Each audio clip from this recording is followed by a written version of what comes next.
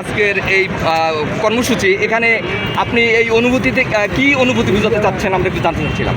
প্রথম কথা হচ্ছে যে পরিষ্কার পরিচ্ছন্নতা ইমানের অংশ, যেটা আল্লাহ রসুলের হাদিস। আর এমনি ডাক্তারি মতো পরিষ্কার পরিচ্ছন্ন থাকে অনেক রোগ থেকে মুক্ত থাকা যায়। এটা মূলত কাজ ছিল পৌরসভার চেয়ারম্যান হচ্ছে নাই এখন। আবার আমরা শুরু করলাম, এটা শুধু রাস্তাঘাট পরিষ্কার নয়, এর মাধ্যমে মানুষের মনটাকে পরিষ্কার করতে চাই আমরা। মানুষের মন যে কলুষিত হয়, আমরা পরিষ্কার পরিচ্ছন্ন আমার পুরো দেহটাকে আমরা কলুষিত করতে পারি। এই জন্য আমরা এই অভিযান সারা বাংলাদেশে যেখানে যেখানে আমাদের জামাতের এমপি নির্বাচিত হয়েছেন সেখান থেকে সব জায়গায় আমরা শুরু করেছি। এর মাধ্যমে আমরা গণসচেতনতা সৃষ্টি করতে চাই, তাদের জনগণ সচেতন হয়।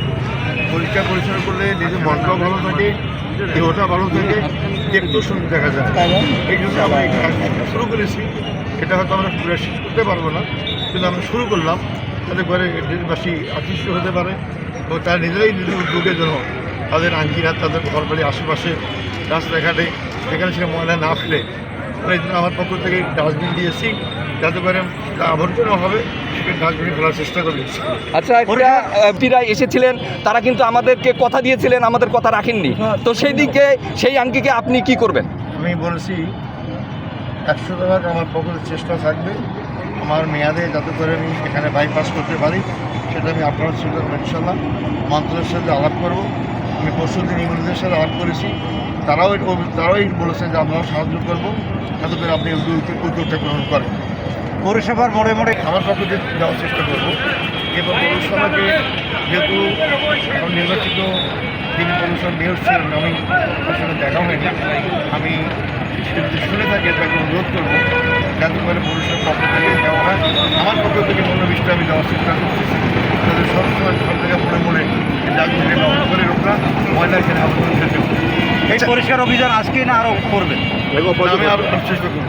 আচ্ছা, আজকে আমরা একটা পৌরসভায় আমি অন্যান্য বড় বড় বাজারে সেটা যাচ্ছে। আচ্ছা, আজকে আমরা একটা ব্যতিক্রমধর্মী পরিবেশ দেখতে পাচ্ছি। বদরগঞ্জে আনাচে কানাচে কিন্তু প্রতিনিয়ত এরকম পরিষ্কার পরিচ্ছন্ন দেখা যায় না। আজকে আপনি সংসদ সদস্য মাঠে নেমেছেন বলে কিন্তু পরিষ্কার পরিচ্ছন্ন কর্মীরা তাদের দায়িত্বের জায়গা থেকে কাজ করছে। তো আমরা চাই প্রতিনিয়ত বদরগঞ্জ এরকম পরিষ্কার থাক। সেই ক্ষেত্রে পৌরসভায় যারা পরিচ্ছন্ন কর্মী আছে তাদের উদ্দেশ্যে কী বলতে চান? তারা তো দায়িত্বের অবহেলা করছে। কর্মী যদি অপর্যাপ্ত থাকে, আমি অনুরোধ করবো সরকারের কাছে, স্থানীয় সরকারের কাছে যে তাদের পর্যাপ্ত পরিমাণ দেওয়া হয়। কিন্তু তদারকিও নেই, যারাই আছে যে সংখ্যাই আছে তাদেরকে তদারক করলে, তারা নিয়মিত পরিষ্কার করলে কিন্তু এত আবর্জনা থাকতে পারে না। এই তদারকিটা বাড়াইতে হবে। আমার পক্ষ থেকে আমার দায়িত্বের মধ্যে যতদিন পরে আমি তদারকি বাড়ানোর চেষ্টা করি। আচ্ছা, লক্ষ্য করেন, দেখেন আমি সব জায়গায় যাবো, একটু পরে আমি থানা হেলথ কমপ্লেক্সে যাবো, সেখানে গিয়ে দেখবো কী অবস্থা দেখেই আমি আমার পদক্ষেপ গ্রহণ করবো ইনশাল্লাহ। আচ্ছা, আপনি আজকে অভিযান শুরু করে পরিষ্কার পরিচ্ছন্ন আমার বক্তব্য এগুলো সেও থাকছে। ঠিক আছে, টপিক হিসেবে কথা থ্যাংক ইউ।